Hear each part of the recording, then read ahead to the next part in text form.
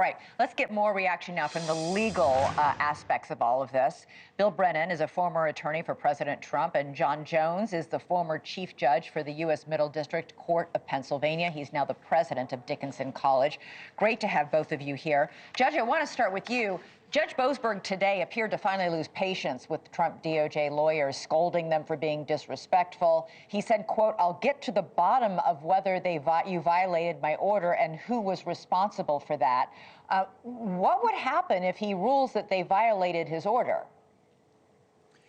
Well, Elizabeth, first of all, it's great to be with you.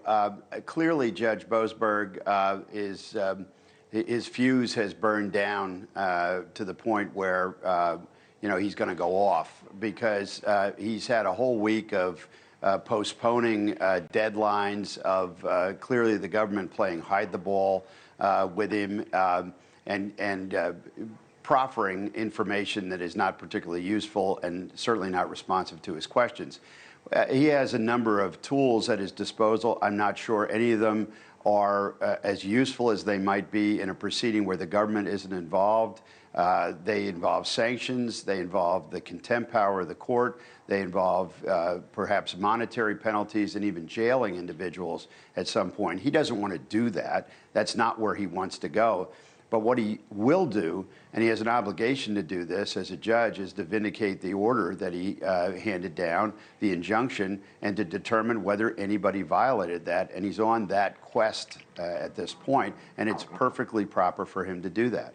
Bill, initially, the DOJ lawyers tried to argue that Judge Boasberg's oral order didn't count. It was only the written order about half an hour later. The judge today got the DOJ lawyer to admit, in fact, that that wasn't true, that the oral order was binding. You're a lawyer. You know that when a judge says something, it's binding, right? Well, again, thank you for having me.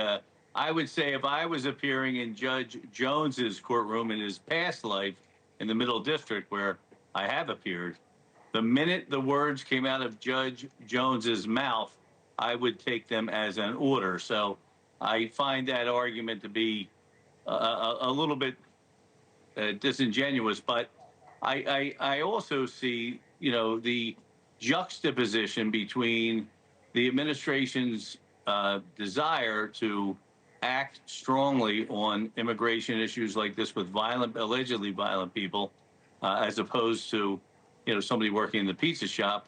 We must respect the authority of the courts, and we must respect due process. But our system has three branches: legislative, judicial, and executive. And if there's an executive order in a time where there's maybe a security concern, as the president claims there is, and he cites this Alien Act from many years ago, but still good law, then I think he has the right to act. But I think I've been practicing in the state and federal courts for a long time, and the difference is when you go to state court, it's like being called before the teacher.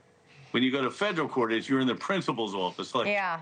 Federal judges have immense power, and I think Judge Boasberg has been very good in being judicious in his response. But as the president said, he ran on this issue, he was elected on this issue, and he's going to act to have this issue done. Thanks so much for watching. Go to joinnn.com to find NewsNation on your television provider.